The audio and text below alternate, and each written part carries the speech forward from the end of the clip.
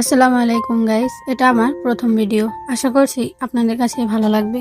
তো চলেন শুরু করি। কখনো ভাবতে পারি নাই আমার 4 বছরের ভালোবাসা আর বিশ্বাস মাত্র 1 মিনিটের মধ্যে এভাবে ধুলে মিশে যাবে। সেদিন বিএফের সাথে দেখা করতে যাওয়ার কথা, রেডি হচ্ছি, এমন সময় মোবাইলে একটা মেসেজ আসে, আজকে তোমার বিয়ে, ওর বন্ধুদের মিলে তোমাকে গণধর্ষণ করতে যাচ্ছে, তুমি সেখানে যেও না, আর গেলেও সেফটি নিয়ে যেও, ইতি অচেনা কেউ। মেসেজটা পড়ে আমার মেজাজ 360 ডিগ্রি ঘুরে গেল। মানে কি হচ্ছে এসব? যে নাম্বার থেকে মেসেজ আসছে সেই নাম্বারে ফোন দিলাম, নাম্বার বন্ধ, মাথায় আসছে না কি করব।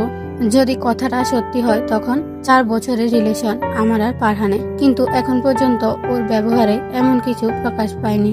আজকে আমাকে ওরা গণধর্ষণ করতে যাবে? না, এটা হতে পারে না।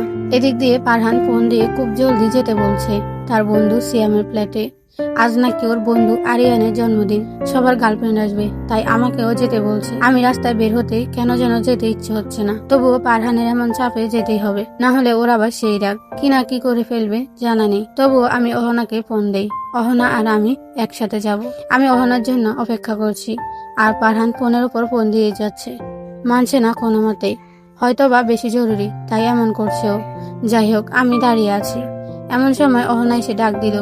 ওর ডাকে ভাবনার জগৎ থেকে ফিরলাম এবং ওর হাত ধরে আমরা দুজন যাচ্ছি সিয়ামদের বাসার দিকে। বাসার কাছে গেলাম, তখন মনে হলো আরিয়ান এত বড় লোক বাবার ছেলে, ওর জন্মদিনে পার্টি কি এভাবে হবে, মানে সিয়ামদের বাসায়। তবু আবার নিজেকে সান্ত্বনা দিলাম যে হয়তো এবার বন্ধুদের সাথে আলাদাভাবে করছে। আমি সিঁড়ি দিয়ে উপরের দিকে উঠছি, কিন্তু কোনো আওয়াজ শোনা যাচ্ছে না। আগেরবারের কথা মনে আছে আমার, আরিয়ানের জন্মদিনে পার্টির জন্য আশেপাশে অনেক সাউন্ড বক্স লাগানো হয়েছিল আর অনেক দূর থেকে আওয়াজ শোনা যাচ্ছিল। হয়তো এবার নিজের বাড়ি না, তাই এমন করছে না, শান্তভাবে করবে। আমি দরজার সামনে দাঁড়িয়ে কলিং বেল দিলাম।